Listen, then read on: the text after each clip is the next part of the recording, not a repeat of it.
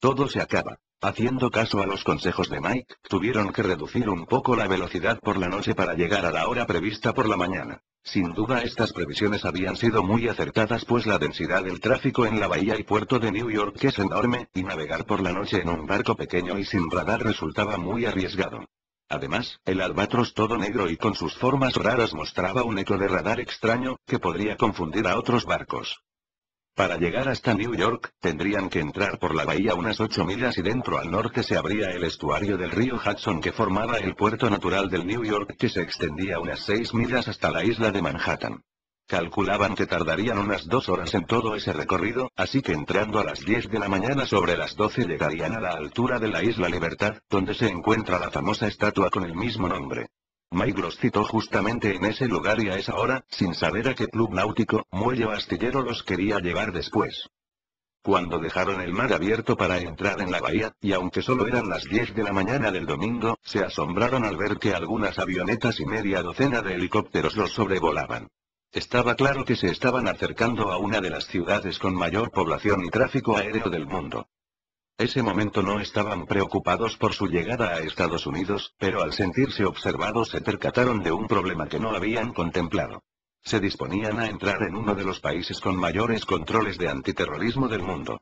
Es cierto que no tenían nada que ocultar, pero no podían encontrarse en una peor situación. Ninguno de ellos llevaba pasaporte y menos aún el visado, así que técnicamente no podían entrar en Estados Unidos. El Albatros a todos los efectos, resultaba un barco muy extraño y una embarcación no registrada. Y lo peor, es que si pedían aclaraciones en España se encontrarían con que estaba señalado como un posible barco de contrabando. Ahora, se daban cuenta que había sido una mala idea intentar atracar en un puerto tan importante. Pero en ese momento ya no podían dar la vuelta, así que ante esta situación, resultaba vital entrar con discreción y encontrar a Mike cuanto antes. Después, con un poco de suerte seguramente el consulado podría arreglarles los papeles. Carlos comentó que no tenía ninguna duda en cuanto que el Albatros estaría totalmente localizado por los satélites o por el radar de la costa desde al menos 50 millas. Así pues, sin posibilidad alguna de ocultarse, la clave de pasar desapercibidos, radicaba precisamente navegar en una zona con una alta densidad de tráfico marítimo. Estaba claro que la policía no podía parar y examinar todos los barcos, por lo que con un poco de suerte no serían detenidos.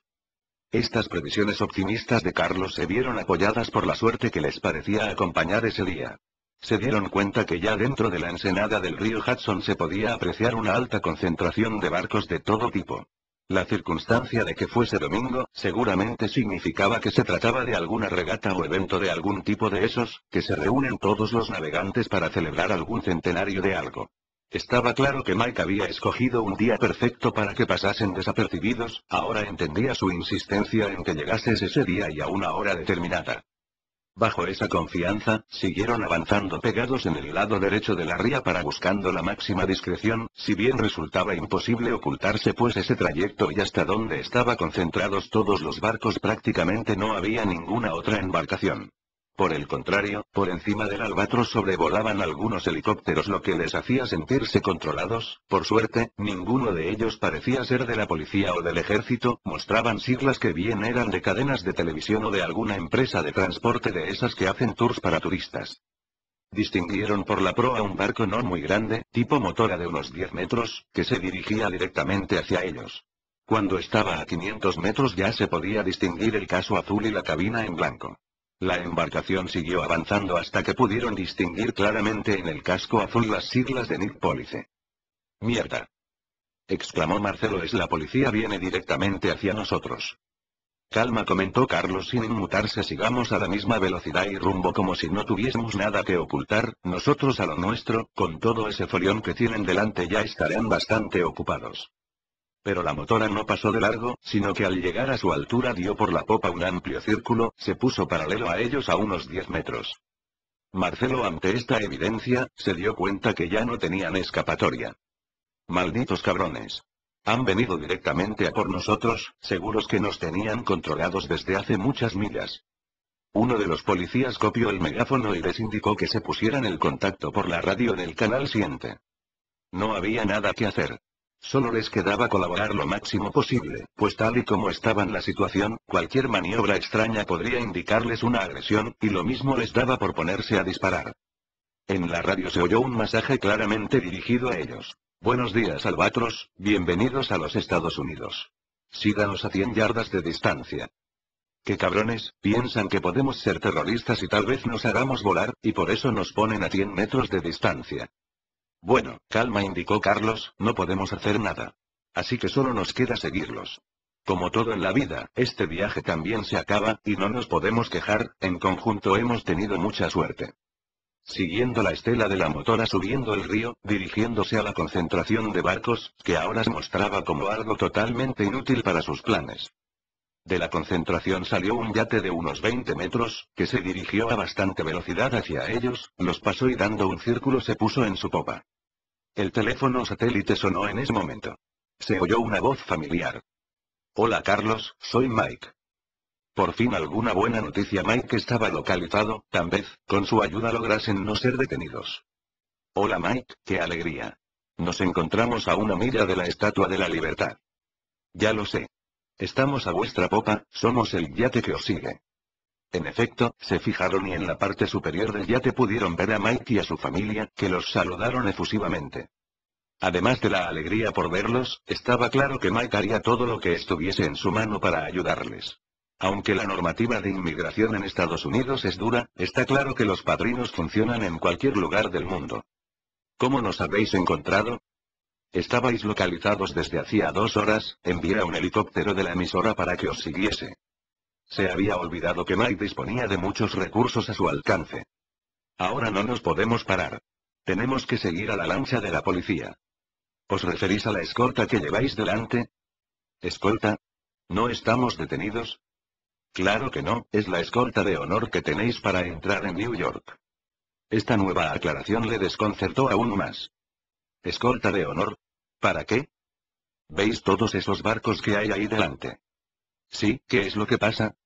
Están todos esperando para recibiros. ¿Qué dices? No lo entiendo. Todo el mundo ya conoce la historia del salvamento, han venido cientos de barcos para recibiros. Pero, ¿qué tenemos que hacer? Nada especial. Solo seguir el barco de la policía. ¿Y nuestros visados y el control de aduanas? No os preocupéis por eso. Carlos colgó el teléfono, e informó con cara de sorpresa a Marcelo y Alta de esta situación. Por una parte, se sintieron contentos por haber evitado la detención, por otra, estaban sorprendidos por ser el centro de atención. Delante de ellos se encontraban 2 remolcadores, y justamente detrás estaban cientos de barcos, dejando un canal central de unos 100 metros de ancho. Pequeñas lanchas de la policía y motos acuáticas de voluntarios controlaban que nadie invadiese el canal. Cuando llegaron a la altura de los remolcadores, la lancha de la policía hizo sonar la sirena y fue contestado primero por las potentes sirenas de los 2 remolcadores. Entonces lanzaron con sus cañones de agua 2 potentes chorros que cruzaban por encima del canal creando una imaginaria puerta que ellos atravesarían. Según seguían avanzando comenzaron a sonar las sirenas de todos los barcos. El teléfono sonó de nuevo. Tenéis que salir de la cabina y saludar, toda la gente está como loca por veros. Así salieron los 3 vestidos con sus trajes de agua rojos, se quedaron en la bañera saludando a un lado y a otro a todos los barcos que los flanqueaban, llenos de personas que agitaban los brazos efusivamente. Marcelo, eso del ser el centro de atención no le gustaba nada. Esto es ridículo, tanto saludito a gente que no conocemos de nada. Saluda y disfruta, le aconsejó Carlos, este es un momento en la vida irrepetible. Además, es poco precio el que tenemos que pagar, si esto evita que tengamos problemas con aduanas. Teniendo en cuenta que Mike dominaba como nadie los medios de comunicación, estaba claro que se había movido para convocar toda esta recepción. Alta, aunque estaba contenta, algo no le convencía y rosmaba por lo bajo. Esto no se lo perdono a Mike, esto no se lo perdono. Carlos intentó de nuevo con Alta, que captase el punto positivo de toda esa magnífica recepción.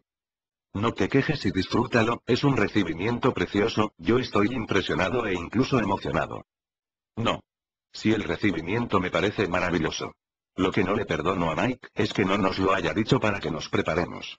Mira qué facha tengo, yo aquí con el polo verde que no pega nada con el rojo del traje de aguas y con estos pelos de loca. ¡Qué vergüenza!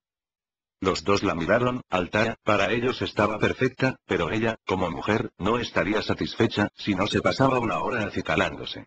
No le dieron importancia, la conocían perfectamente para saber que no tenía remedio. Mientras avanzaban, entre los cientos de barcos, con los saludos y bocinas sonando, Marcelo aprovechó para ilustrarles que en New York reciben a los héroes en mar en ese tramo. Mientras que en tierra lo hacen en el Cañón de los Héroes, que se realizaba en la avenida Broadway de Manhattan. Se llama así porque la avenida circula flanqueada por los enormes rascacielos de la zona, como si se tratara de un río encañonado. Curiosamente la tradición tenía mucho que ver la Isla de la Libertad que se encontraba a media milla. En 1886, Francia regaló a Estados Unidos la Estatua de la Libertad, para conmemorar la independencia de los Estados Unidos. Para celebrarlo se organizó un desfile por la calle Broadway. Como llena de oficinas de agentes de bolsa, que recibían los datos por telex, los espectadores cogieron las tiras de papel llamadas ticker tapes y las lanzaron por la ventana. Así surgió esta costumbre, más tarde se fueron sustituyendo por confeti y rollos de papel higiénico. Los desfiles se fueron consolidando y en 2003 se decidió que todos los protagonistas de esos desfiles, conocidos aún como Ticker Tape Parades, tuvieran su propia placa de bronce en el suelo de la avenida Broadway, al estilo del Paseo de la Fama de Hollywood. Hasta el momento había sido objeto de más de 200 desfiles, homenajeando a todo tipo de héroes, desde los astronautas a reyes, periodistas, soldados o deportistas. Siguieron navegando durante más de media hora, atravesando toda la recepción de barcos, que no dejaban de hacer sonar las sirenas y saludarlos, hasta que llegaron al extremo sur de la isla de Manhattan, donde junto a un muelle tenían preparada la recepción oficial. Atracaron el Albatros asistidos por unos marineros perfectamente vestidos, imaginaron que por cortesía de la armada. Subieron al muelle, donde el concejal de Cultura los recibió y les indicó que en breves minutos, cuando bajasen Mike y su familia, los llevarían hasta el lugar preparado para la recepción oficial. Minutos más tarde atracó el yate de Mike. Los niños corrieron emocionados a los brazos de Alta y Marcelo, y enseguida todos se dieron unos emotivos abrazos. Junto al muelle les habían preparado un pequeño escenario. A los tres les pareció exagerado, pero cuando vieron más de 30 cámaras de televisión, unos 50 fotógrafos y varias docenas de cadenas de radio, comprendieron la necesidad de todo ese montaje. Se subieron al escenario los tres y la familia de Mikey. Ahí, ante todos los medios, los recibió el alcalde de New York. Primero les dio las manos a cada uno de ellos y después, mientras se sentaron en una silla, se acercó a los micrófonos para dar el oficial discurso y recibirlos como héroes. Posteriormente les cedió el turno a Mike y su familia, que evidentemente se habían preparado para tal intervención, y se deshicieron en agradecimientos y elogios. Cuando les tocó el turno a los tres, Alta fue la más decidida y la primera en hablar. A pesar de los nervios se expresó con soltura agradeciendo a todos esa magnífica recepción. A continuación le pasaron el turno a Marcelo, que iba a rehusar, pero una mirada de Carlos le obligó a mantener las sienes. Dio unas gracias a todos y acabó pronto. Carlos fue el último en intervenir, siendo el más extenso y profuso, tal vez por su mayor experiencia. Cuando parecía que había acabado, sacó algo de uno de los bolsillos de la cazadora, una especie de tela enrollada. La extendió con las dos manos, apareciendo la grímpola del Endeavour, que representaba la bandera del MIIC del Club de Yates de Nueva York que Mike les habían regalado en la despedida. De nuevo se acercó a los micrófonos. Nuestros amigos, cuando nos despidieron, nos honraron entregándonos la bandera de su barco. Ahora que lo han perdido, debe volver a su propiedad, para que así continúe el espíritu del Endeavour con ellos. Mike, con todo lo que pasaron, se debía de haber olvidado de ese detalle y cuando vio la bandera y como Carlos se la ofrecía, realmente se emocionó. Le dio un profundo abrazo, y después a Alta y Marcelo. A continuación se acercó al micrófono. Puede que para las personas que la vean, sea un simple pedazo de tela, pero realmente significa mucho para nosotros. Nuestros amigos han salvado nuestras vidas y ahora también nuestros recuerdos. El público los aclamó y como es típico en Estados Unidos se unieron los aplausos con los gritos y silbidos. Se bajaron del escenario y se dirigieron a una carpa montada especialmente para la recepción. Ahí se había instalado un escenario con una mesa alargada y unas sillas para dar la rueda de prensa. Mike subió con ellos para que se sintiesen más cómodos, aunque se sentó discretamente en un extremo. Después de unos 20 minutos, con las preceptivas preguntas sobre el rescate, Mike dio la rueda de prensa por finalizada justificando que sus amigos estaban cansados. Les indicó que les ofrecían a todos un aperitivo en otra carpa más grande. Durante el aperitivo, se dedicaron a ser saludados por diversas autoridades y personalidades. Pero sin duda, el encuentro que más agradecieron fue con el cónsul de España, que avisado por Mike acudió para hacerles entrega de unos visados de entrada en los Estados Unidos y unos pasaportes.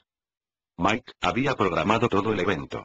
Después de 3/4 de hora, cogió un micrófono y anunció que se despedían. Les esperaba una inmensa limusina típica de Estados Unidos, donde se metieron los 7 cómodamente. Carlos aprovechó para agradecerle toda esa atención.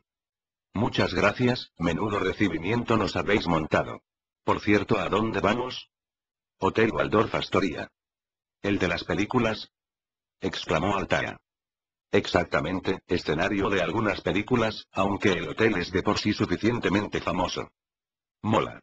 Cuando se lo diga a mis amigos se van a morir de envidia. ¿Pero eso tiene que costar muchísimo? Preguntó Carlos. Mike hizo un aspaviento. Olvidaros de todo esto y disfrutar. Ahora nos toca a nosotros cuidaros. Marcelo, después de pasar todos esos actos sociales, ya tenía ganas de estar tranquilo. Bueno, pues a descansar, qué menudo día hemos tenido, esto no será fácil de olvidar en toda nuestra vida. Mike sonrió con complicidad. Descansar. Me temo, amigos míos, que eso no será posible. A las 8 tenemos que ir a una cadena de televisión y el resto de los días, la agenda está muy apretada. ¿Televisión? ¿Agenda? ¿De qué hablas? Ya estaban en el puerto todas las televisiones del mundo. Me temo que no sois ni medianamente conscientes de la expectación que habéis suscitado. Cuando regresamos ya fuimos noticia de primera plana y en estos 2 días, en que nosotros ya hemos pasado por todo esto, se ha creado una expectación impresionante por vuestra llegada. Todos los medios de comunicación quieren entrevistaros. Además han comenzado a llegar vídeos de vuestra regata en Antigua cuando navegabais a más de 40 nudos. También vuestro vuelo de rescate fue registrado por los radares aéreos. En definitiva, esto es la locura. Como tengo experiencia en todo este mundo, me he permitido organizar un poco para que os vuelvan locos. Espero que no os parezca mal. Carlos era plenamente consciente que todas esas circunstancias le superaban. Mike, estamos en tus manos, aquí estamos totalmente perdidos. La llegada al hotel fue menos tranquila de lo que deseaban, pues ya estaban apostados una docena de fotógrafos y reporteros con sus cámaras de vídeo. No entendían, pues hacia una hora ya les había hecho miles de fotos, pero como les explicó Mike, existía un interés general por saber en cada momento en dónde estaban y qué hacían. Cuando salieron se vieron sorprendidos por 4 hombres altos y fuertes con traje y corbata que se pusieron delante y a los lados. Mike les explicó que eran sus guardaespaldas, necesarios para alejar a las multitudes, y protegerlos de algún loco que siempre odiaba a los personajes de moda. La verdad, es que los fotógrafos no perdieron el tiempo. Con el marco de la entrada en el lujoso hotel, aparecían los 3 con sus trajes de agua rojos, rodeado por los guardaespaldas con sus trajes con corbata, formando una imagen, cuando menos, peculiar. Entraron en el hotel y se quedaron asombrados. El lobby del Waldorf Astoria era tan grande como la mitad de un campo de fútbol, con el suelo de mármol brillando como un espejo que reflejaba la lámpara de cristal más grande que habían visto en su vida. El propio director del hotel les estaba esperando y les ofreció una copa en uno de los salones.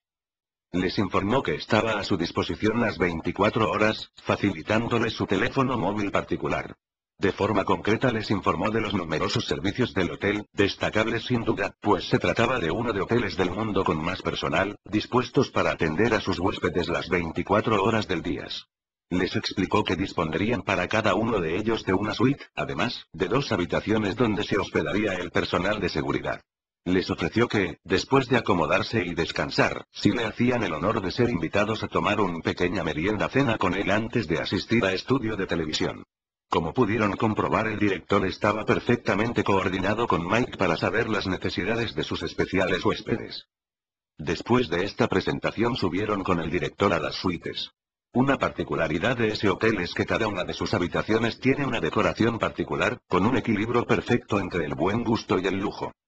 Dentro de las suites les esperaba otra sorpresa. Mike, muy previsor, había estimado que en Albatros no llevarían ninguna ropa apropiada para los actos de los siguientes días. Así que contrató los servicios de Bloomingdale's, una cadena de grandes almacenes de lujo. Y ahí, les estaba esperando un asesor en estilo, un sastre y una modista. Además de disponer de 20 modelos de ropa para cada uno de ellos. Completaban los trajes con una colección de ropa interior, pijamas y complementos como abrigos, cazadores o zapatos. Con esta variedad, podrían elegir la ropa para salir del paso en las siguientes 24 horas. Después, con calma, acudirían a los almacenes para adquirir de forma totalmente gratuita lo que deseasen.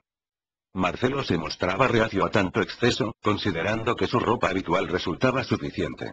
El asesor de imagen, hombre acostumbrado a todo tipo de clientes, medió inteligentemente en la cuestión. Le recordó que el Waldorf Astoria tiene una norma de vestir para lugares públicos. Bermudas, camisetas sin mangas, jeans desteñidos y sombreros informales están prohibidos en el lobby principal y otras áreas públicas del hotel. Y con este argumento lo convenció para que aceptase cambiarse de ropa. Altara, por el contrario, estaba emocionada y se sentía como una princesa y esperaba con ilusión darse una vuelta por los almacenes para complementar el ajuar. Carlos, casi como un padre, le tuvo que recordar que todo esto lo estaba pagando Mike y su familia, así que no debían abusar. El asesor de imagen oyó el comentario y les explicó que para Blue Migdales se trataba de un acto de promoción, por lo que les regalarían toda la ropa y complementos, sin que le costase un solo dólar a Mike. Y precisamente, no existía mejor promoción para la empresa, que la foto de los tres en los grandes almacenes. Este comentario hizo que la sonrisa de Alta casi se le saliese de la cara, toda vez que había sido liberada de la carga moral, disponiendo de campo libre para dar rienda suelta a su gusto por la moda. Durante las siguientes 2 horas se asearon y estuvieron probándose la ropa, que inmediatamente se marcaba por el sastre y la modista para que en 1 hora estuviese listo el primer traje en todos sus ajustes. Bajaron a tomar algo con el director, el cual después de verificar que todo estaba a su gusto, se mostró como un perfecto anfitrión. Consciente que estarían cansados, no les pidió que les contase sus aventuras, sino que les deleitó con una bonita historia propia de su cargo. Todo comenzó en 1870, cuando en una noche tormentosa un hombre mayor y su esposa, entraron a la recepción de un pequeño hotel en Filadelfia para pernoctar. El hotel estaba lleno, pero el empleado, para que pudiesen pasar la noche, les ofreció su propia habitación. A la mañana siguiente, después de agradecerle el detalle, el hombre le dijo al empleado: «Usted es el tipo de gerente que yo tendría en mi propio hotel. Quizás algún día construya un hotel para devolverle el favor que nos ha hecho». El conserje le agradeció el cumplido. No se volvieron a ver hasta que pasaron 2 años, cuando el empleado recibió una invitación pagada para que lo visitase en New York. Ya en la ciudad, el hombre le llevó a la esquina de la Quinta Avenida y la calle 34 y señaló con el dedo un imponente edificio de piedra rojiza y le dijo: «Este es el hotel que he construido para usted». Y así fue como William Waldorf Astor construyó el Waldorf Astoria original y contrató a su primer gerente de nombre George C. El hotel fue vendido en 1928, para que en su terreno se construyera el Empire State Building. El nuevo Waldorf Astoria, donde ellos estaban, se inauguró el 1 de octubre de 1931 en Park Avenue, entre las calles 49 y 50. Siendo el primer hotel del mundo de estilo Art Deco y el más grande, con 191 metros de altura. Con esta historia el director quiso destacar cómo había nacido el espíritu de atención, sello distintivo de la cadena hotelera. Salieron a las 7 para ir a una de las cadenas de televisión más importantes. Mike les había concedido la primera entrevista en el prime time, donde millones de espectadores estaban ya atentos para ver a los héroes. Mike les dio unos buenos consejos de cómo actuar en el estudio, desde cómo moverse, o mejor dicho no moverse, a en qué momento hablar y lo que decir. Aunque las entrevistas parecen algo muy natural, el entrevistador sabe que tiene que contentar a millones de espectadores, así que estudian con detenimiento desde cada segundo que le dedican, hasta las bromas que hacen. La entrevista programada sería una mezcla entre alabanzas y preguntas muy sencillas, así que podían estar muy tranquilos. En el mundo de la televisión que hay personas y rostros que le gustan a la cámara, es decir que además de ser fotogénicos le agradan al público. Altara, con su imborrable sonrisa y su simpatía, sedujo tanto al presentador como a la audiencia. Lejos de molestarles, Marcelo y Carlos lo agradecieron, pues no dejaba de ser intimidante eso de estar rodeado de focos y cámaras. Al día siguiente Mike apenas les dejó descansar, apareciendo en el hotel para recogerlos a las 10 de la mañana. Mientras tomaba un café, les enseñó todos los periódicos que había comprado unos minutos antes. Aunque la noticia estuvo presente en la televisión, la radio e internet durante todo el domingo, ese lunes por la mañana los periódicos recogían la noticia en primera plana. La mayoría de los periódicos con titulares grandilocuentes como «New York recibe a los héroes del mar», o «Los héroes el que bajaron del cielo», y otros que relataban la apología de su viaje como la Odisea del Albatros. Otros artículos comentaban que el Albatros había batido no menos de 5 récords mundiales, desde el ser construido en 2 meses, el de velocidad o el de ser el primer barco en volar.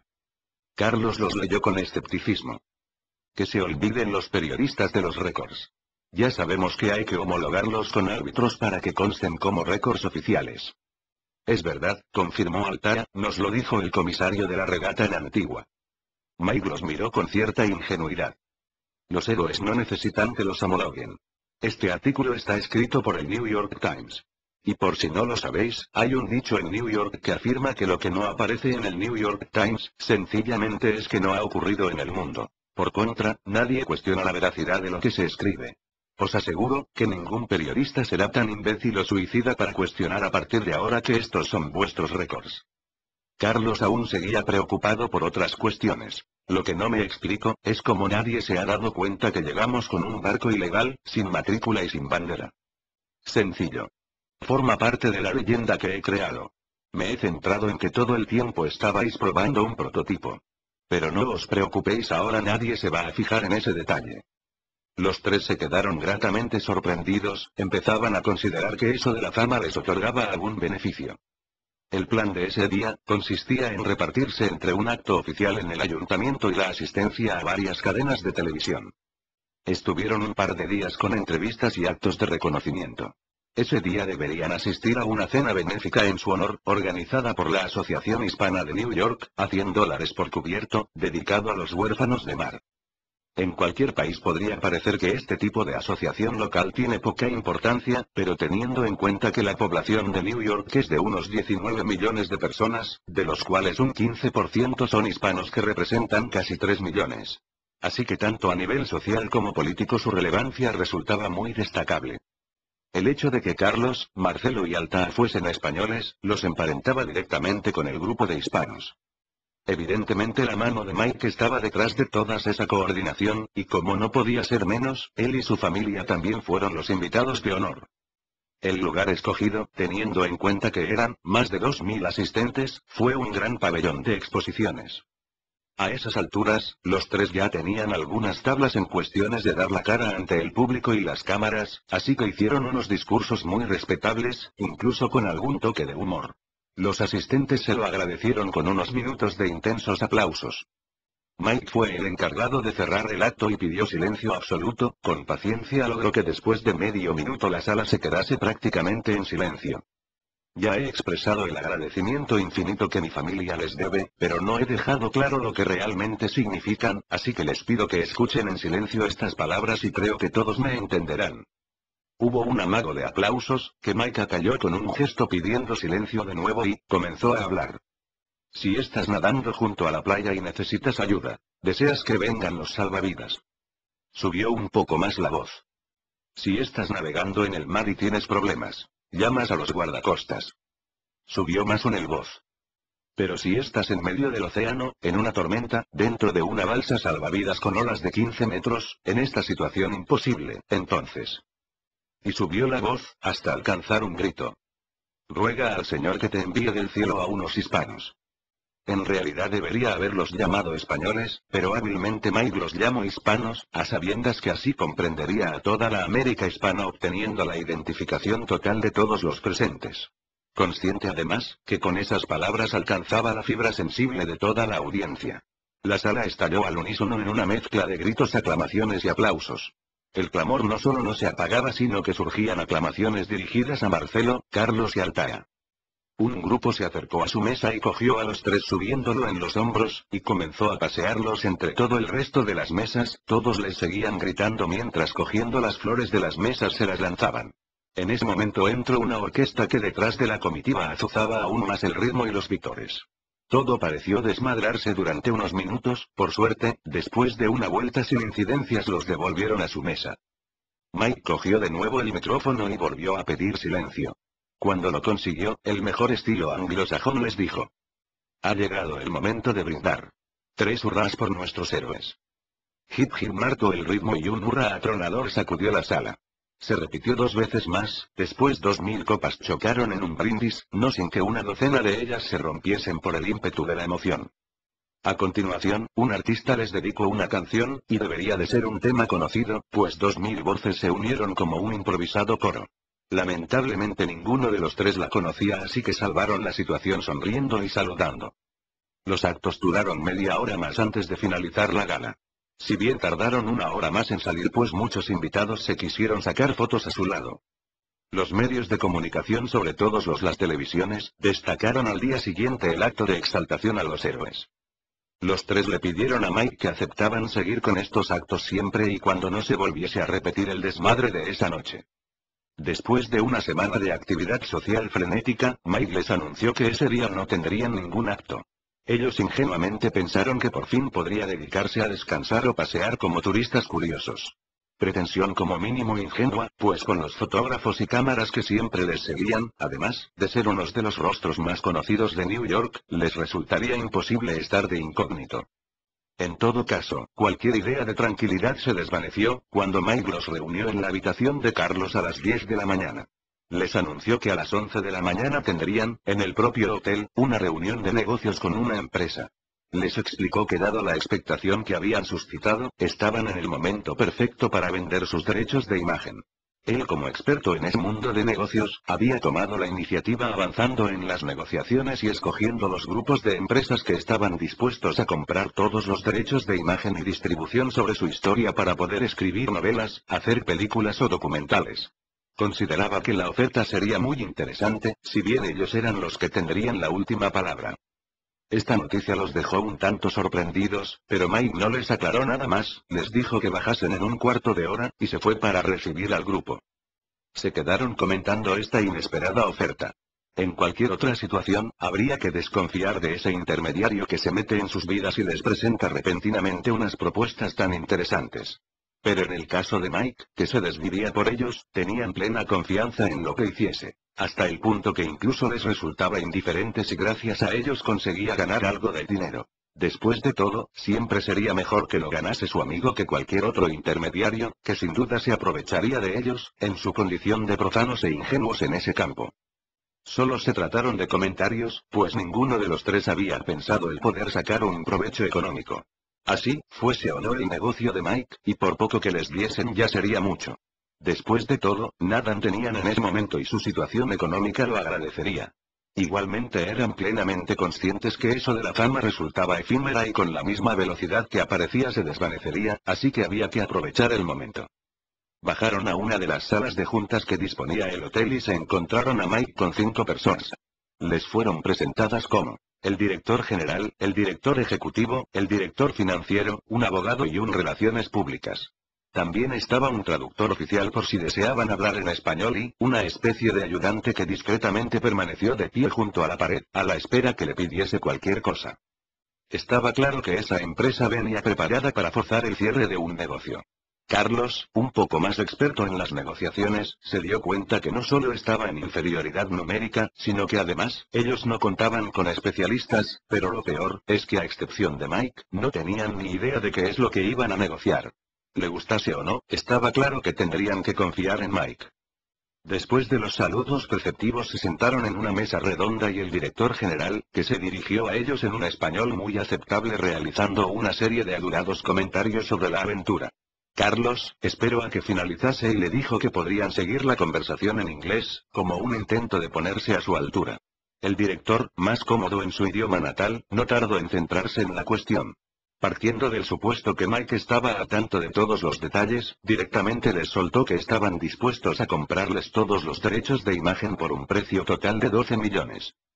$12 millones. Exclamó Altaya, sin poderse contener, y casi saliéndole los ojos de las órbitas.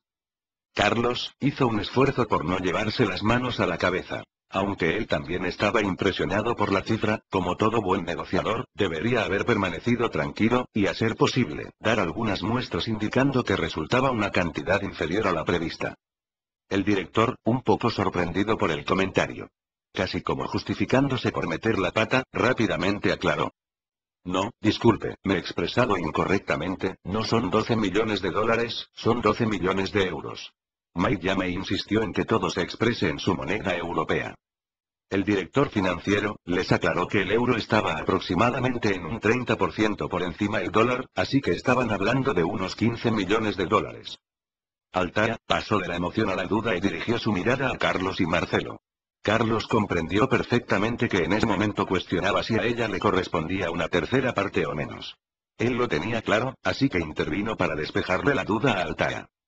O sea, que lo que ustedes vienen a decir, es que nos comprara cada uno nuestros derechos por 4 millones de euros. Lo dijo totalmente serio, casi como una recriminación frente a una oferta ridícula, para así disimular la intención de disiparle la duda de Altair. El director abrió los ojos, conteniendo el gesto a duras penas, como si acabase de ofender gravemente a Carlos.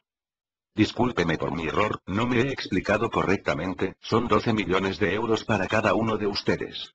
Esto no es más que una confusión, el contrato lo indica claramente.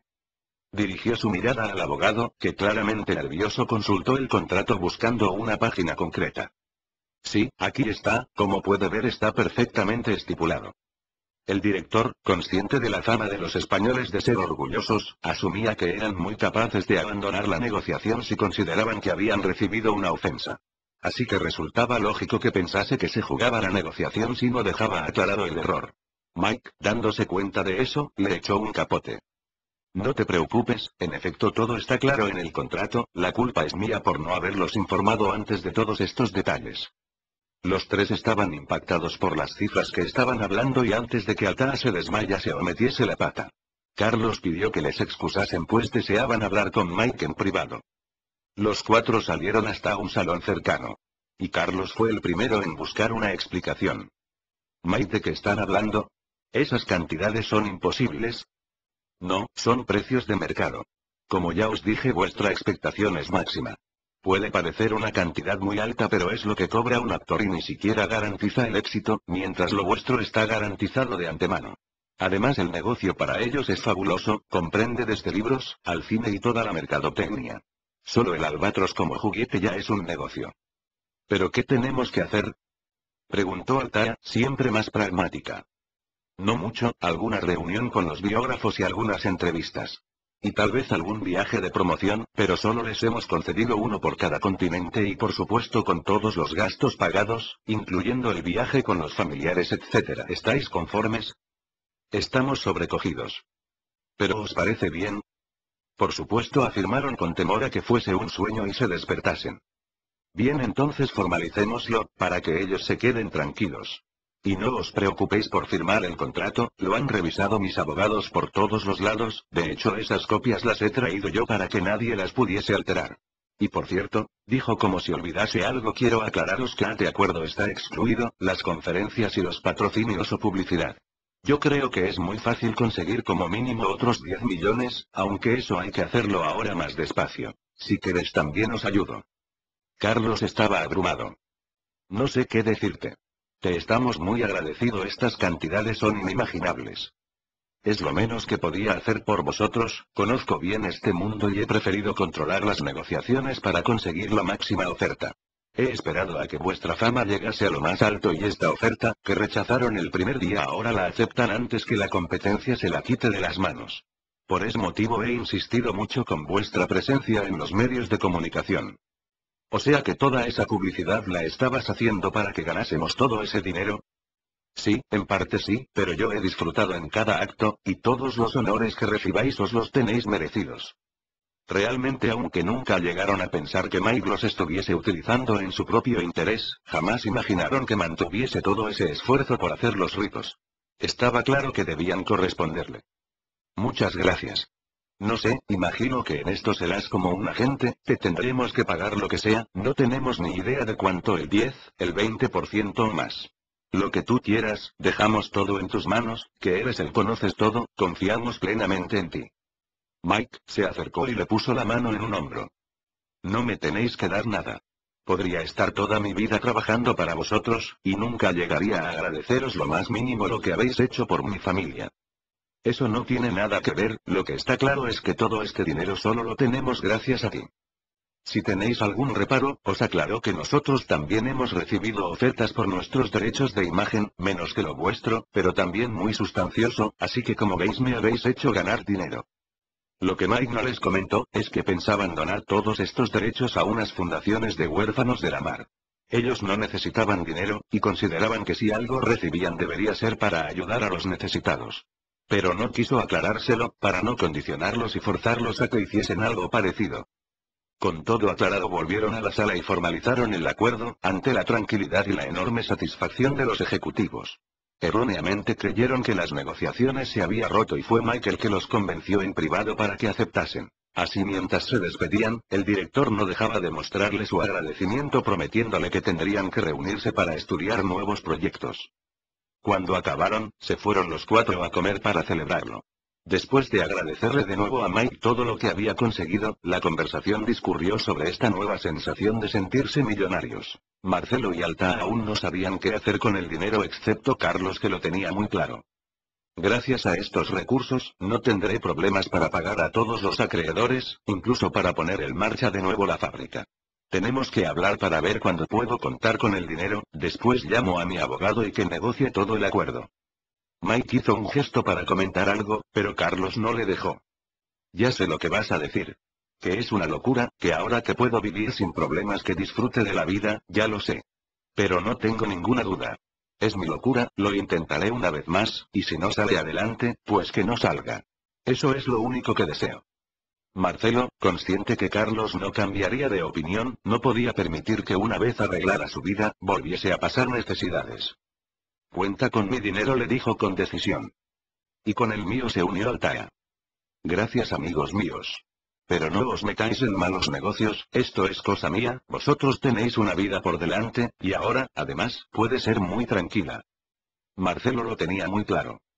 Eso ya lo oí antes, y si no fuese porque siempre fuimos los tres juntos no lo habríamos ni salido de la mancha. Pensé que éramos un equipo. ¿Nos vas a dejar ahora fuera? Carlos, aunque intuitivamente sabía que no se trataba de una crítica, sino que solo hacía para presionarlo, no deseaba que ese planteamiento se mantuviese ni de broma. No, por supuesto que nunca os excluiría como socios. Pero no quiero fastidiaros una vida cómoda a ninguno de los dos. Ya sabéis que soy un mal director, y es muy posible que vuelva a llevar a la empresa a la quiebra. Déjate de tonterías, solo te pedimos que nos admitas como socios a los dos. Sin la empresa ni nos habríamos conocido, así que es algo que tenemos que salvar entre todos y no hay nada más que hablar. Y además, comentó Altara, seguimos prácticamente igual, solo tenemos que ceder una tercera parte cada uno para reflotar la fábrica. Yo creo que me podré arreglar con casi 3 millones en vez de con 4. Gracias de nuevo, pero no lo voy a consentir. Sé que lo estáis haciendo para protegerme, os lo agradezco, pero primero tengo que proteger vuestros intereses, así que no puedo aceptaros como socios. Vale, dijo muy sereno Marcelo, si no me aceptas como socio no hay problema. Pienso donar mi parte a la primera universidad de ingenieros navales que encuentre, sin duda, ellos te lo agradecerán. Muy bueno, Marcelo, apuntó Alta, eso es darle donde le duele, yo me te sigo. En cualquier otro habría sido una buena broma, pero conociendo a Marcelo estaba claro que sería muy capaz de regalar todo ese dinero. Y Altara, más por orgullo que por convencimiento, seguro que seguiría a Marcelo en ese absurdo plan de extorsión moral. Esto es jugar sucio. Pero si queréis ser mis socios así será. Y por cierto, gracias por lo que estáis haciendo. Por fin, Mike pudo hablar. No quiero entrometerme en lo que quieras hacer con tu dinero. Solo, que antes de tomar esta decisión esperéis, por la tarde tenemos otra reunión de negocios con un grupo industrial. Escúchalos y después toma las decisiones que quieras. ¿Otra reunión? ¿No hemos vendido todos nuestros derechos? Sí, la de esta mañana fue para vuestros derechos de imagen, pero hay empresas que están interesadas en el diseño del Albatros. De nuevo, Mike los sorprendía con su capacidad para hacer negocios de todo lo que estuviese a su alcance. En la reunión de la tarde, les presentó a un grupo industrial de una empresa aeronáutica. Estaban impresionados por la tecnología del Albatros y querían aprovechar todo el diseño para ampliar su negocio al sector naval. Esta oferta involucraba claramente a Carlos, pues le darían acciones por valor de $6 millones, se le ofreció que formase parte del consejo de administración como director de producción con un sueldo de $200.000 al año, además de otros beneficios por alcanzar objetivos. Pero eso solo se trataba la primera propuesta, también querían comprar su empresa Icarus, reflotarla. Carlos tendría una parte importante de acciones y mantendría la dirección de diseño y producción, así como presidente honorario. El motivo de la compra de la empresa fue doble. Por una parte, el Albatros se había producido con patentes de esa empresa, así que al comprarla adquirían también todas las patentes. Y por otra parte, creían además, que sería un buen negocio y montarían una fábrica puntera en Europa a precio de saldo. Carlos, que aunque estaba emocionado por la oferta pues garantizaba la supervivencia de la fábrica y la continuidad de su trabajo, no deseaba comenzar con mal pie engañando a sus nuevos socios. Les seré totalmente sincero. Yo no soy un buen empresario, hice quebrar esa empresa y no quiero que ustedes pierdan dinero. Así que si deciden invertir deben contratar a otro director. Conocemos perfectamente su historial. Tal vez el problema es que usted quiso asumir demasiadas funciones y carecía de experiencia. Si solo se centra en la producción, nuestros equipos de marketing y ventas, que son magníficos, venderán perfectamente sus aviones. Carlos se dio cuenta que tenían razón, así podía funcionar bien. Es una buena propuesta. Ustedes serán mis nuevos socios, estamos ante un buen acuerdo. Carlos, ante la expectativa de reflotar su empresa además de ser socio de otra, no se planteó ni renegociar la oferta, el acuerdo estaba prácticamente cerrado cuando se dio cuenta de algo porque, se quedó callado unos segundos. Y después se puso muy serio. Señores, se ha cometido un error imperdonable. Se han dirigido a mí como único propietario, pero la empresa tiene dos socios más que son Marcelo y Alta, que están aquí conmigo. Son ellos los que deben aceptar su propuesta, yo solo no puedo hacer nada. Alta y Marcelo, que permanecían ajenos a la negociación, pusieron cara de no saber de qué estaba hablando. ¿De qué hablas? Le preguntaron en español casi susurrando. Hace unas horas, vosotros quisisteis ser socios, incluso contra mi criterio. Pues ahora somos socios los tres, queráis o no. Sin esperar ninguna respuesta, Carlos se dirigió a los empresarios.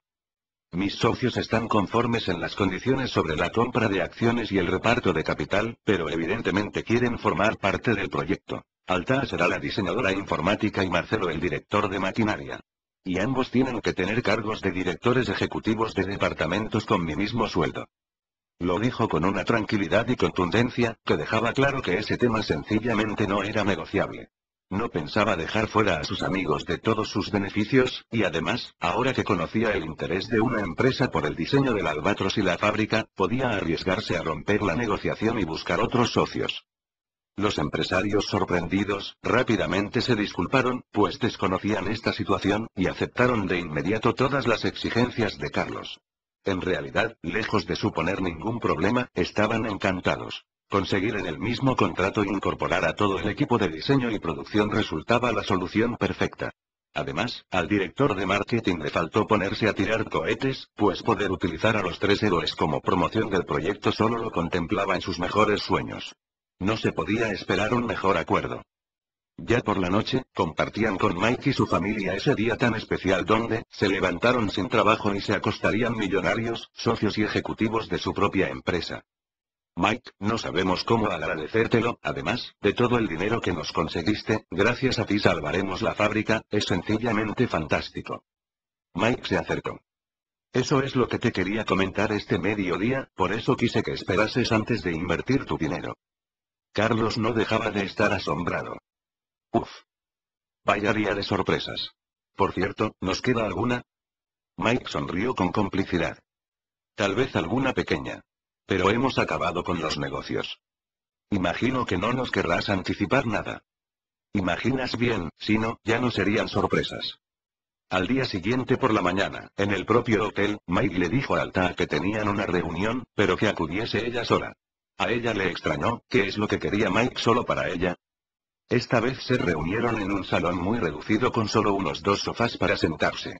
Resultaba adecuado, pues una sola persona les esperaba. No parecía un hombre de empresa, sino que vestido como podría ser un profesor, aunque irradiaba una autoridad en las formas y la mirada que indicaba claramente un estatus superior. Mike se lo presentó como el director del MIT. Le aclaró a Alta que dichas siglas correspondían al Instituto Tecnológico de Massachusetts, una de las universidades más prestigiosas a nivel mundial en investigación y nuevos desarrollos tecnológicos. Alta lo miró con cierta reprobación, la explicación sobraba. Cualquier universitario de ciencias en todo el mundo conocía el MIT. Era como explicarle a un escritor, ¿qué era eso del Premio Nobel de Literatura? El director, después de los prolegómenos de la presentación, demostró que dominaba el arte de las relaciones humanas y en unos minutos se ganó la confianza de Alta, que acabó hablando con él como si fuese con un amigo de toda la vida. Cuando alcanzó este clima de confianza le expuso el motivo de la reunión. Alta, te invitamos a que vengas un año o incluso 2, para un máster en programación de inteligencia artificial. Alta estaba emocionada, solo había estudiado 3 años obteniendo la diplomatura, por lo que completar sus estudios con un máster en la universidad más famosa del mundo, resultaba el sueño de todo informático. Aún así, los últimos acontecimientos tan precipitados, le habían hecho perder el sentido de su verdadera situación real. Decidió analizar los aspectos más pragmáticos, consciente que los estudios en las universidades en Estados Unidos tienen un coste muy elevado. ¿De cuánto dinero estamos hablando? Unos $60.000. En 2 días habían pasado de estar en el paro y sin dinero a ser millonaria, pero lo cierto es que aún no disponía de dinero ni de trabajo, así que sería temerario aceptar realizar ese máster y después no poder pagarlo. Seguramente Mike le ayudaría, pero ella no quería llegar a esa situación, así que, por primera vez en su vida no se dejó llevar por sus impulsos. Lamento no poder aceptar, pero no dispongo de ese dinero en la actualidad para pagar el máster. Pero te agradezco mucho la invitación para asistir a tu universidad. El director se quedó totalmente desconcertado por la respuesta. Altara, me temo que estás confundida. Yo no la te he invitado para que asistas a las clases como estudiante. Te estoy invitando a que vengas a dar clase como profesor emérito. El dinero de que hablamos es tu sueldo. Altara se quedó con la boca abierta. El director del MIT le acababa de ofrecer un trabajo como profesora. Estaba claro que había caído bajo la seducción de Mike o tal vez, este hubiese directamente comprado el favor para que Altara se sintiese feliz. Pero tenía que ser realista, no se trataba de dejar mal al MIT ni a Mike. Oh no. Muchas gracias, pero debe de haber una confusión. Yo no soy doctor, ni siquiera he acabado la carrera de informática. Solo soy diplomada con 3 años de estudio. Además, nunca he dado clases y ni siquiera tengo publicado ningún artículo. Aunque no estaba al tanto de todos los requisitos, tenía claro que para ser profesor de MIT exigirían un currículum impresionante, con doctorados y artículos publicados en las mejores revistas del mundo de la ciencia. No en vano contaba con varios premios Nobel entre sus profesores. El director no se sintió afectado por esta información. Conocemos perfectamente tu expediente académico. Lo que nos ha impresionado es la capacidad de diseño y desarrollo que has realizado en el Albatros. No lo entiendo, ¿has decidido contratarme solo por mi publicidad? Eres muy modesta. Has generado un programa de inteligencia artificial y un sistema experto, y los has integrado de forma operativa. Nuestros mejores investigadores lo hacen en equipo y le dedican años a estos proyectos, tú lo has hecho sola y en 2 meses. Tu trabajo es sencillamente brillante. Estaba claro que el director conocía perfectamente el trabajo de Altara. Pero eso resultaba imposible, a menos que Carlos se lo hubiese comentado. Estaba claro que tuvo que ser una labor entre Carlos y Mike. Ahora entendió por qué Carlos y Marcelo no se extrañaron ni preguntaron nada, cuando Mike insistió en que ella acudiese sola a la reunión. Veo que mis buenos amigos lo han convencido. No solo a mí. La decisión de contratarte ha sido de la Comisión de Informática, que por unanimidad ha estimado que tu trabajo es digno de los mejores doctores y te mereces este puesto. A diferencia de otras universidades donde los profesores querían alejar a cualquier posible competencia, el espíritu en el MIT se centraba en trabajar con los mejores, con independencia de los títulos que tuviesen anteriormente, recibiendo con los brazos abiertos a cualquiera que demostrase su alta capacidad. Aunque es cierto, que la forma más habitual de demostrarla partía de la exhibición de títulos de doctorado y la publicación de artículos, no cerraban ninguna puerta. Altara seguía sin estar convencida. Realmente te lo agradezco, pero seamos realistas. Yo no puedo enseñar nada a nadie. No estoy preparada y me preocupa poner en entredicho vuestro prestigio. ¿Qué dirían si me contratas como profesora y, después tengo la clase vacía sin alumnos? Está claro que nadie va a cambiar como profesor a un doctor con prestigio por una veinteañera. El director sonreía. Estaba claro que algo le hacía gracia. Fracasar. ¿Una clase vacía? Solo el mero rumor que ibas a venir como profesora, ha hecho que tenga 50 peticiones mi correo electrónico para asistir a tu clase. Lo que, por cierto, dice muy poco de nuestra discreción interna. Te aseguro que cuando vengas el verdadero problema que vamos a tener va a ser cómo seleccionar a los alumnos. Altara no sabía muy bien cómo reaccionar, ser profesor de emérito de MIT suponía un sueño, pero tampoco quería dejar a nadie mal. Pero, yo no tengo mucho nivel en inglés y además nunca he dado clases. No te preocupes por eso, tendrás un profesor de apoyo que le colaborará y 2 alumnos destacados de máster, que son hispanos, serán tus ayudantes personales para todo. Todas estas facilidades acabaron por convencer a Altara, que aceptó totalmente emocionada. Después de despedirse y mientras asimilaba esta nueva situación, se llegó a plantear si resultaría incompatible con el nuevo trabajo, pero entendía que tampoco la fábrica se podía en funcionamiento de forma inmediata. Estaba claro que mientras la construían ella podría ejercer la docencia sin problemas. Además, por primera vez en su vida, ya no tenía que luchar por un puesto de trabajo, ahora todo se lo ofrecían. Incluso parecía que cualquier inconveniente se podía arreglar fácilmente. En los medios de comunicación, una vez pasado el énfasis del rescate, comenzaron con otros temas secundarios, y se comenzó a cuestionar si el Albatros se debería de considerar un barco o un avión. Aunque realmente se comportaba como ambos, la sociedad era incapaz de asumir que fuese ambas cosas a la vez, así que surgieron debates con distintos argumentos para encasillarlo. Dos circunstancias ayudaron a zanjar esta cuestión. La primera fue la decisión que tomó la empresa de construir, con esa tecnología, barcos y no aviones. La segunda, sucedió de forma imprevista, pues en una reunión urgente la Universidad de Ingenieros Navales acordaron nombrar a Carlos Doctor Honoris Causa por su aportación excepcional al desarrollo de la náutica, solucionando definitivamente el debate. Lo extraño del nombramiento fue la rapidez con que se produjo, pues el mérito no lo cuestionaba nadie. Estaba claro que la mano negra de Mike agilizó las gestiones, tal vez, argumentando ante los ingenieros navales, que los aeronáuticos querían adelantarse y reconocer al Albatros como un avión. Así que con la sorpresa de haber sido avisados tan solo 2 días antes, esa mañana se disponían a asistir al acto donde el pleno de profesores homenajeaba a Carlos. En condiciones normales, este tipo de actos exige convocar a muchos profesores y a gran parte del alumnado para que arrope el evento. Si bien, a pesar de la precipitación, dada la expectación, el estadio de la universidad estaba a rebosar, además de la presencia de un centenar de medios de comunicación que seguía el acto. Mientras que Carlos permanecía en el escenario rodeado por el rector y el resto de los profesores, Alta y Marcelo lo contemplaban desde la primera fila. El rector estaba claramente emocionado, tal vez consciente que le arrebató a otras universidades el protagonismo, así que se deshizo en alabanzas hacia Carlos. Destacó los aspectos técnicos del diseño, e incluso tuvo tiempo para el humor cuando comentó que ante algunas críticas del diseño, esos necios estaban criticando un barco o avión que había batido un mínimo de 5 récords mundiales, además, de protagonizar el rescate más espectacular de la historia naval. Carlos, superado por todas estas adulaciones, casi se sonrojó. Su pensamiento se fue, durante unos segundos, hacia la alabanza más sincera recibida en su vida. Cuando su amigo Marcelo cuando lo llamaba puto genio, mezcla perfecta de reconocimiento y antítesis de toda adulación. Evidentemente el rector nunca podría utilizar estos términos, sino constantes adulaciones, que para él resultaba exagerado. El auditorio no debería pensar lo mismo, pues lo interrumpían constantemente con gritos y aclamaciones. Después del discurso alabando el trabajo de Carlos, el rector se dirigió a todos en el acto solemne para nombrarlo doctor honoris causa y colocarle el típico birrete de doctor.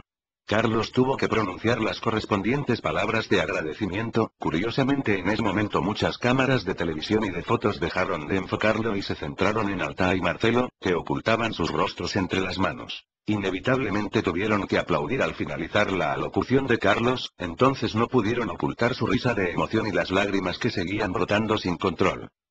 Cuando acabó el acto y ya de regreso en el coche, Alta y Marcelo recordaban lo sucedido. Conscientes de la aversión que Carlos tenía por los ingenieros navales, cuando vieron cómo les devolvía todos los cumplidos y sentirse uno más en esa gran familia ya no pudieron contener la risa y recurrieron a taparse la boca. La situación les hacía tanta gracia que hasta se pusieron a llorar. Y gracias a eso pudieron disimular, pues todos pensaron que se trataba de una respuesta profundamente emotiva ante tal reconocimiento. A Carlos, no le hacía ninguna gracia que sus amigos se riesen a su costa, aunque aguantaba estoico, consciente que él mismo se lo había buscado con su manía hacia los ingenieros navales. Alta lo consoló, argumentando que debería de estar orgulloso, pues los ingenieros habían reconocido los estudios de Carlos como los mejores y más revolucionarios, así que después de todo, la ingeniería aeronáutica triunfó sobre la naval. Cuestión aparte es que los ingenieros navales, inteligentemente, lo hubiesen incorporado a su grupo. Ante el reconocimiento académico de Carlos y de Alta, se podía pensar que Marcelo se había quedado un poco marginado, pero lejos de esta consideración fue el que tuvo más seguidores y adeptos. Marcelo por su físico y actitud representaba el típico estereotipo de héroe, consideración que fue constatada por todos sus compañeros que no se cansaban de relatar cómo actuó en el rescate. Unida a esa circunstancia, estaba la propia condición de mecánico y dado que en Estados Unidos existe una extendida afición al bricolaje y a talleres de remodelación de vehículos, Marcelo escenificaba el perfil perfecto de mecánico que sabía hacer de todo y que había construido con sus propias manos el Albatros.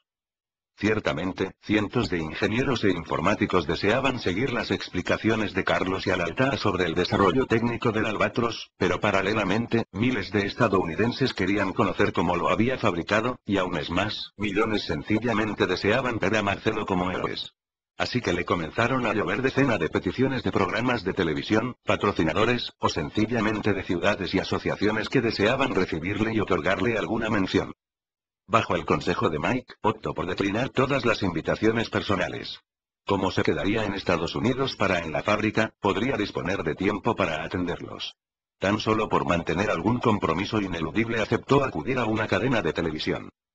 En las primeras entrevistas realizadas en las grandes cadenas sus apariciones eran de puro compromiso con una entre 5 y 10 minutos, lo justo para atraer a la audiencia con la noticia pero sin llegar a cansarla. Ahora pasaron a las entrevistas más largas. Marcelo además, fue invitado a acudir solo, sin sus compañeros. Las entrevistas en la televisión son como las películas, uno las ve, se la cree y vive la historia, pero detrás existe un guión planificado al detalle con todos los pasos perfectamente medidos en función de la audiencia a que esté destinada. Así, después que los guionistas la programen en función del perfil de invitado y del público, se mantiene con el entrevistado una reunión previa para preparar el guión y que conozcan las preguntas que le van a hacer, incluso el momento para dar un toque de seriedad, humor o aparentar sorpresa. La improvisación y las sorpresas son un riesgo que ningún productor quiere tener. En esta reunión preliminar, la entrevistadora, una de las profesionales más cotizadas del sector, se dio cuenta que Marcelo resultaba muy mal actor, así que para lograr un poco de naturalidad en las respuestas, decidió no informarle de todas las preguntas que le pensaba hacer. Naturalmente, esto implicaba asumir el riesgo de desconocer las respuestas y reacciones del entrevistado, pero se trataba del precio que tendría que pagar por obtener algo de espontaneidad. Así, con cierto nerviosismo Marcelo llegó al plató que estaba lleno de los invitados, claramente volcado en su persona. Después de una serie de preguntas preceptivas, la entrevistadora entró en cuestiones personales en las que el público siempre estaba interesado. Bueno Marcelo, dinos cómo fueron las relaciones con Carlos cuando dejó de ser tu jefe y se convirtió en un compañero. Le sorprendió la pregunta, pues según su criterio nunca había cambiado la relación. Es cierto que nos convertimos en muy buenos amigos, pero Carlos siempre ha seguido siendo mi jefe.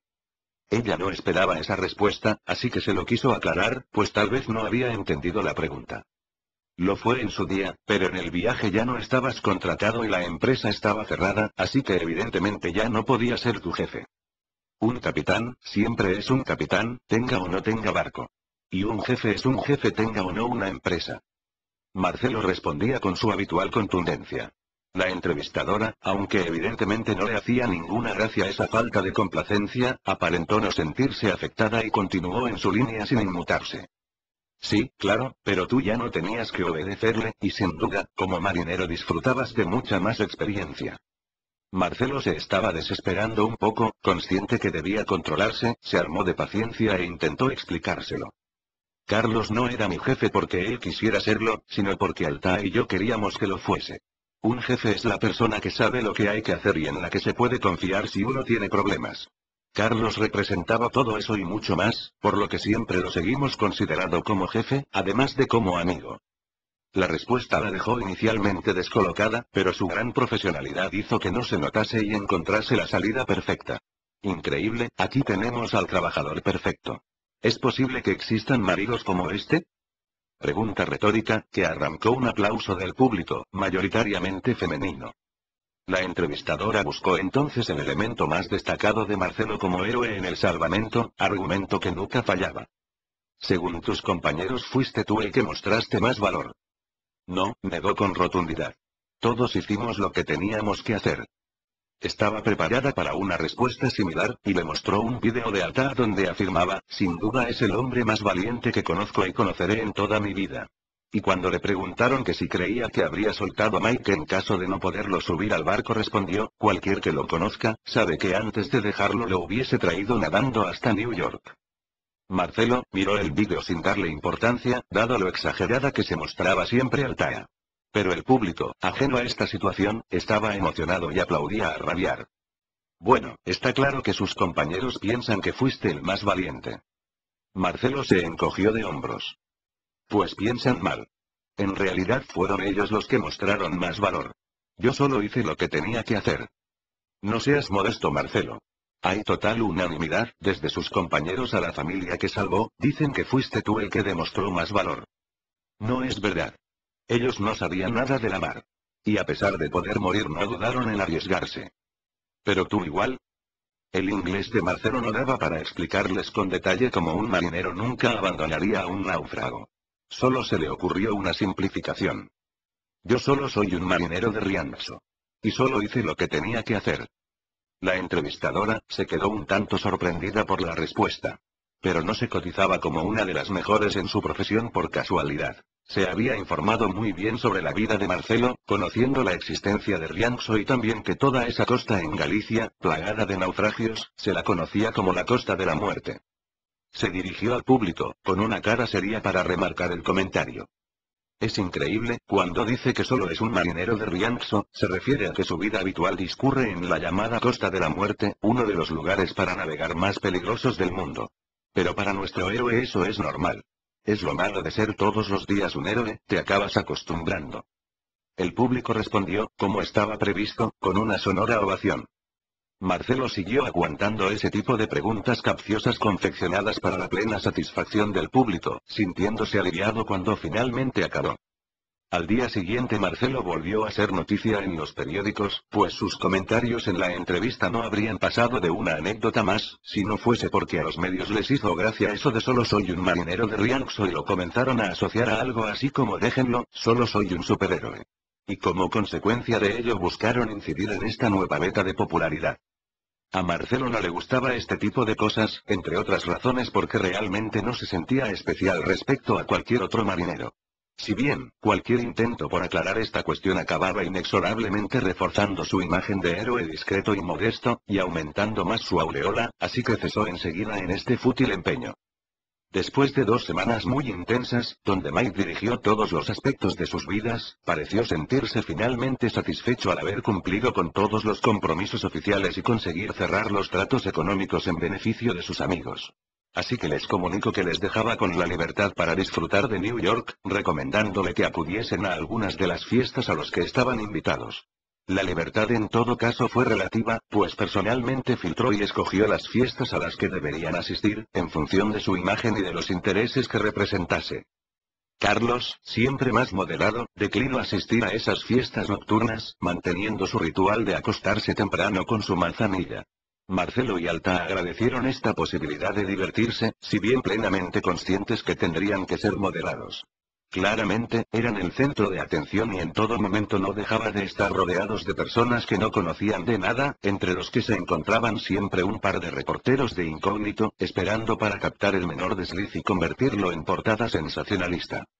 Esa noche, la fiesta fue en una discoteca que un grupo de empresarios de la moda alquilado. Estaba llena de gente guapa y forrada, como describió acertadamente Marcelo.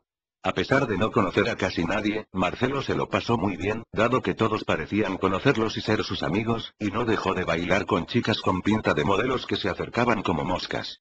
Alta, insólitamente, se mostró todo el tiempo un poco tensa y no pareció disfrutar tanto de la fiesta.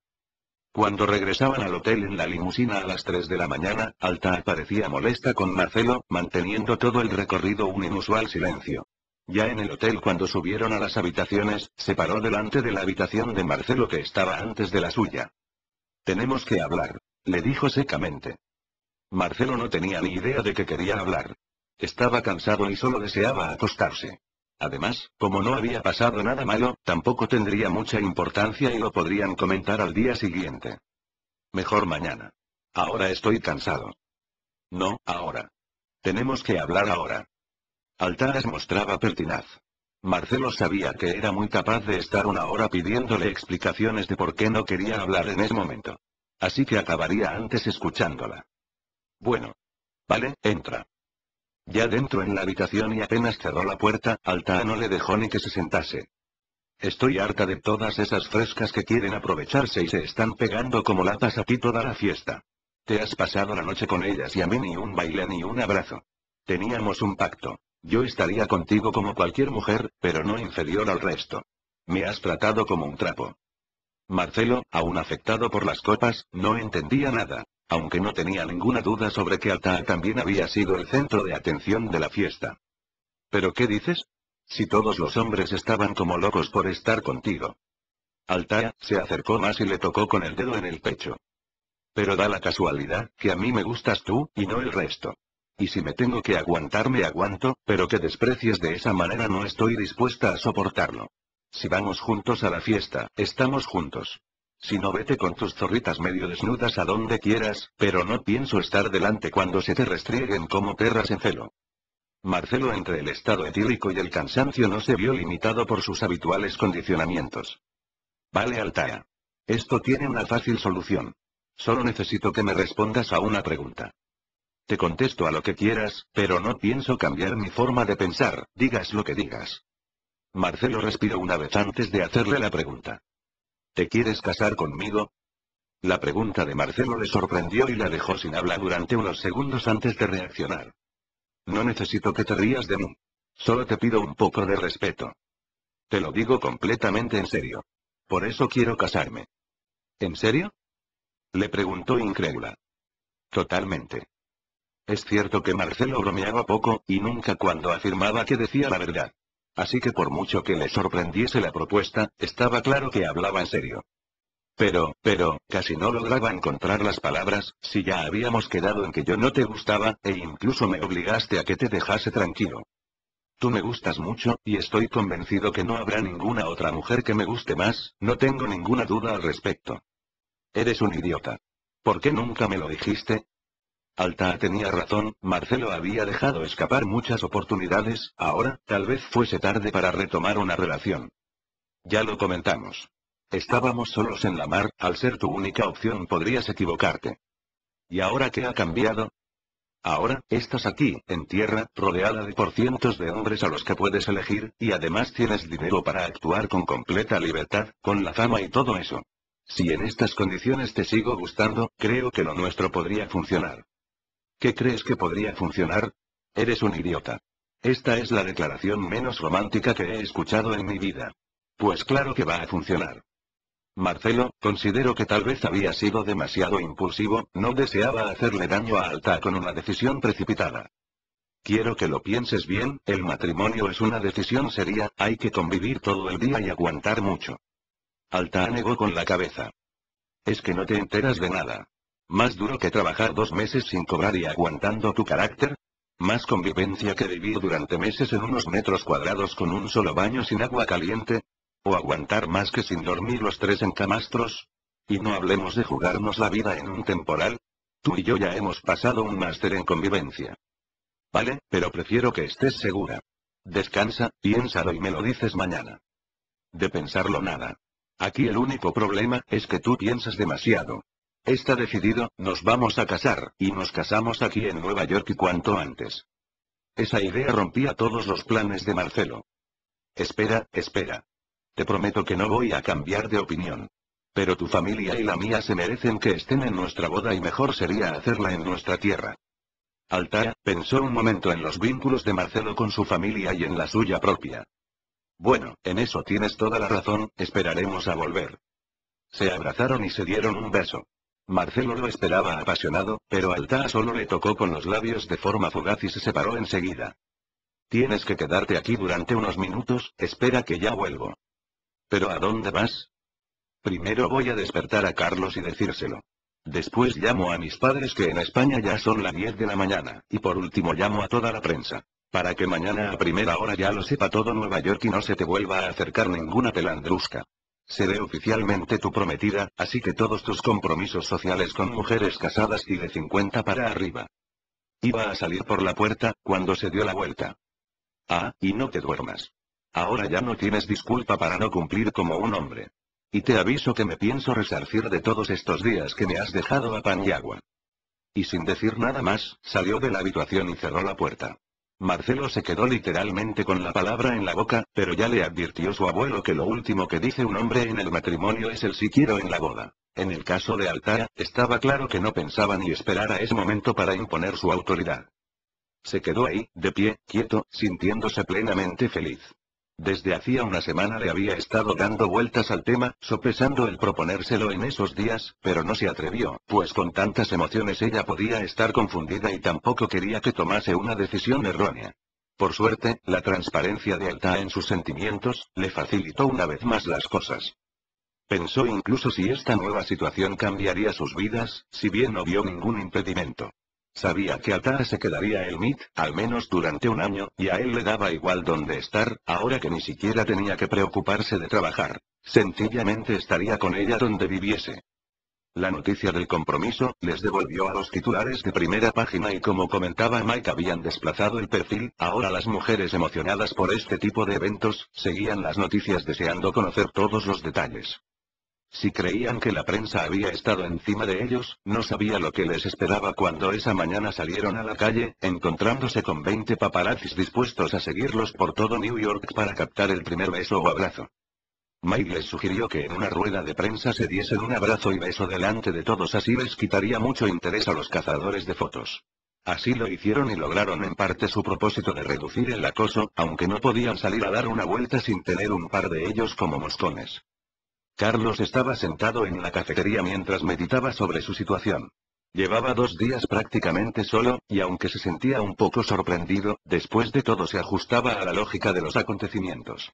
Evidentemente Mike tendría muchas cosas de que ocuparse, así que no podía esperar que les siguiese atendiendo constantemente. Por otra parte, Marcelo y Altara, ahora comprometidos, deseaban estar juntos. Este paso brusco, de estar constantemente acompañado a casi la soledad, le hizo pensar en cómo volver a reconducir su vida. Evidentemente, ahora con el dinero y la fama, resultaría mucho más fácil, pero también añoranza de perder la convivencia con sus amigos. Intentó alejar esos pensamientos melancólicos de su mente, después de todo, habían quedado en verse dentro de 2 horas para comer y acudir por la tarde a un evento muy especial. Tal y como estaba previsto, Mike los recogió en el hotel, y mientras se desplazaban en limusina les puso al tanto de su siguiente encuentro. Hay cientos, tal vez un par de miles de clubs de yates en el mundo, pero entre todos ellos hay uno que destaca. El Club de Yates de Nueva York, más conocido por sus siglas MILIC. Mientras se dirigían a la sede, Mike les fue poniendo en antecedentes de la historia del club.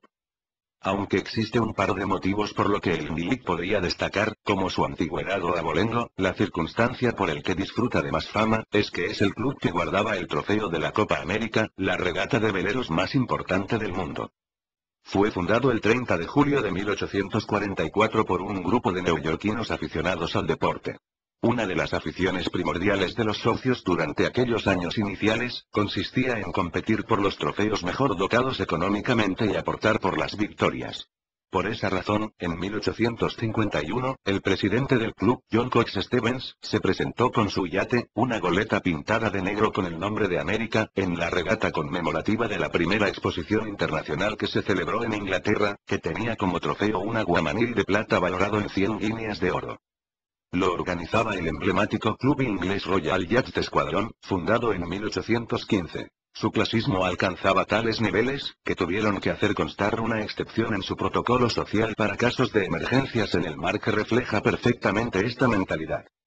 Aunque muchos miembros de este club no se conocen personalmente, se espera que no se considere necesario ninguna presentación previa en caso de que se requiera ayuda de los barcos o de cualquier otro tipo ante una emergencia en el mar.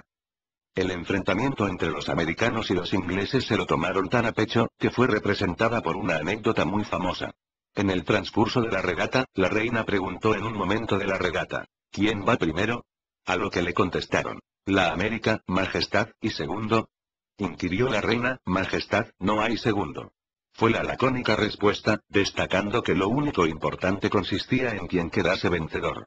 El armador de la goleta América, después de alzarse con la victoria, donó el trofeo al Club de Yates de Nueva York, para que el club fomentase la competición entre naciones organizando una regata que tuviese a dicho trofeo como premio. Desde entonces el trofeo pasó a denominarse Copa América.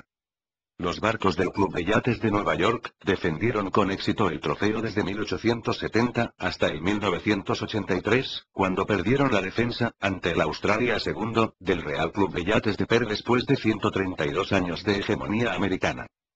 En 1865 el club adoptó el lema Nos agimur tumidis velis, que significa algo así, como vamos con las velas hinchadas. En 1898, el entonces presidente del club, J. Pierpont Morgan, donó a la institución 3 fincas en West 44 Th Street, en pleno Manhattan, para construir una nueva sede social. El edificio se inauguró en 1901. En 1987 el club adquirió Harbour Court, sus actuales instalaciones deportivas, en Newport, Rhode Island. Mientras les acababa de contar la historia llegaron hasta la sede situada en West 44 Th Street, muy característica, pues la propia fachada es de piedra con las ventanas simulando la popa de un galeón. Antes de reunirse Mike les hizo los honores enseñándoles el club, desde la entrada con sus cristaleras, hasta la cafetería perfectamente ambientada como si se encontrase en medio de un barco, con sus cuadernas y barengas.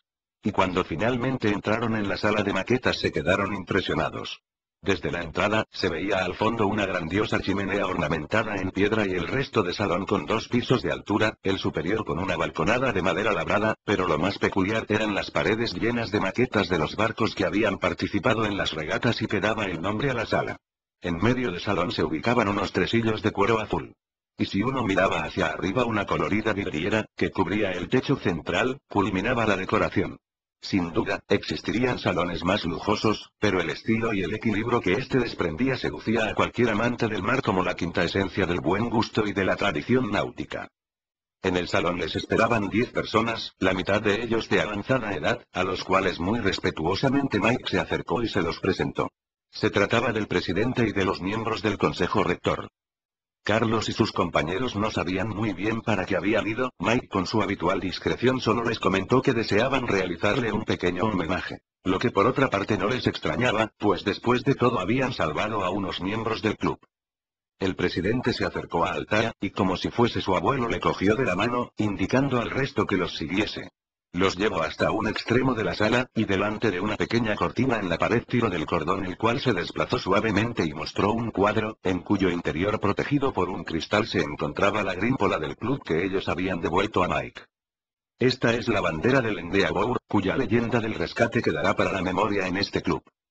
Debajo una placa de latón describía sinópticamente cómo habían sido salvados los supervivientes, con la mención expresa de sus nombres.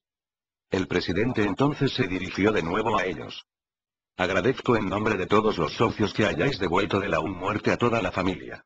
Vuestra hazaña como marinos y como héroes pasará a la historia. Creemos que nuestra mejor manera de mostrar nuestro afecto es que a partir de ahora pertenezcáis a nuestra gran familia como miembros honorarios del club. Bienvenidos. Se acercó un ayudante con una bandeja portando unas insignias y una bandera enrollada. Los 3 se quedaron perplejos, les habían informado que además de tener que disponer de mucho dinero, los requisitos de entrada en el club eran altísimos y la lista de espera larga. Pero estos requisitos no eran suficientes, pues se debería contar además, con todos los beneplácitos de una vieja guardia que examinaba cada petición, sin que existiese ninguna garantía de ingresar, si el comité no consideraba que eran dignos como socios. El presidente le hizo entrega a cada uno de las insignias y de la grímpola del club. Mike nos ha contado que no pertenecíais a ningún club, así ahora ya tenéis una bandera que defenderla, aunque y sonrió con complicidad casi infantil. Lo que sí me resultará imposible es dejar competir a Albatros en ninguna regata, incluida en la Copa América. Existe una norma no escrita en la cual los barcos que participen deben tener alguna oportunidad de ganar y mucho me temo que esa posibilidad frente al Albatros nunca existiría. Espero que lo comprendáis. No se molestaron en contestar, el efusivo apretón de manos que le dieron al presidente fue suficiente respuesta. Carlos estaba contento, pero Marcelo, habitualmente tan serio, se mostraba radiante. Él valoraba el mar como ningún otro y por tanto lo importante que significaba todo este reconocimiento. Unos camareros se acercaron con unas copas de oporto, después de que todos cogiesen una, el presidente la alzó y pronunció el brindis. Citando a E.W. Stevens. No son héroes los desesperados, sino los que en plena serenidad y juicio prosiguen un camino trazado y avanzan, sin que se precipite su pulso ni se enardezca su sangre. Por vosotros, nuestros nuevos compañeros y héroes. Después del brindis, estuvieron hablando una media hora, si bien, no se entretuvieron mucho, ya que la segunda parte de la ceremonia consistía en una cena en las instalaciones del club situadas Newport en Rhode Island, y dado que estaban situadas a unos 300 kilómetros por carretera, necesitaban tiempo para llegar. A los tres, les parecía un poco lejos y pesado desplazarse tantos kilómetros, pero estaba claro que no estaban en condiciones de discutir el ofrecimiento del club. Mike, de nuevo los sorprendió, cuando los llevó a un edificio cercano y en la azotea cogieron un helicóptero, para llegar en menos de una hora. Aterrizaron justamente en el césped delante del club, una mansión grande de piedra con 2 alturas y un tejado muy inclinado lleno de chimeneas, estaba rodeada por un campo de césped precioso que acababa en el muelle. En el jardín solo estaba la familia de Mike y les extrañó que ningún miembro del club los esperase para recibirlos. Mike les indicó que existía una costumbre, elevada a categoría de tradición, que todos los invitados debían respetar. Consistía en que los invitados que entraban por primera vez en estas instalaciones, el capitán, el más veterano, deberían de presentarse ante el director en su despacho. Algo así como el permiso para subir a bordo. Estaba claro que, con o sin sentido, Carlos como más veterano respetaría esa tradición, así que se dejó conducir hasta el despacho. Mike se acercó hasta la puerta con él, y le dijo que debía entrar solo. Cuando entró, Mike se apresuró a cerrar la puerta detrás de él. Carlos se quedó solo en un despacho amplio, de frente solo vio un escritorio vacío, pero al girar a la derecha buscando a alguien, ahí, junto a la ventana, estaba Ana, su mujer. Hola Carlos, le dijo con una serena sonrisa, con la misma tranquilidad que lo solía recibir cada día cuando regresaba del trabajo. Carlos, se sintió durante unos segundos paralizado, sin moverse y sin saber qué decir. Superada la sorpresa, logró reaccionar lentamente y sin decir nada, se acercó y la abrazó. Solo después de que pasasen varios segundos, logró hablar. ¿Pero qué haces aquí? Ya te dije que no sería tan sencillo deshacerte de mí. Además, tienes unos amigos muy persuasivos. Mike, Sofía, Alta y Marcelo, llevan insistiendo desde hace 10 días que tenía que venir. Desde que llegué, hace 2 días he estado en casa de Mike y constantemente arropada por tus amigos. En ese momento, se dio cuenta del motivo de la desaparición repentina de sus amigos en los 2 últimos días. También que toda esa historia del presentarse al director no había sido más que una treta para que entrase solo en la sala. Sus buenos amigos quisieron darle su momento de intimidad al reencuentro. Sí, sin duda son unos amigos excepcionales.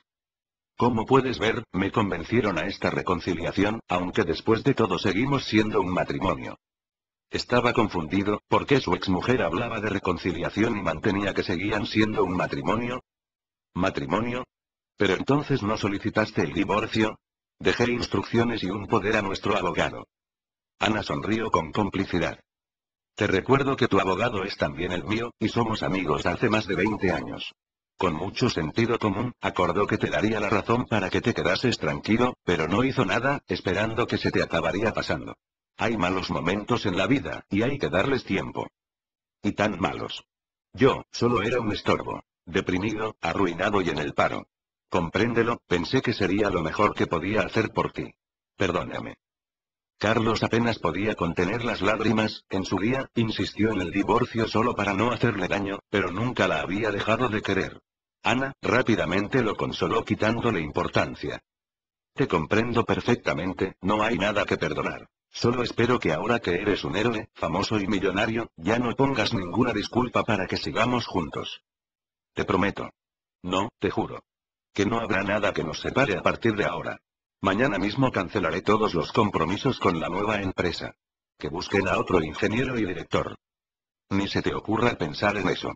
No permitiré bajo ningún concepto que lo hagas.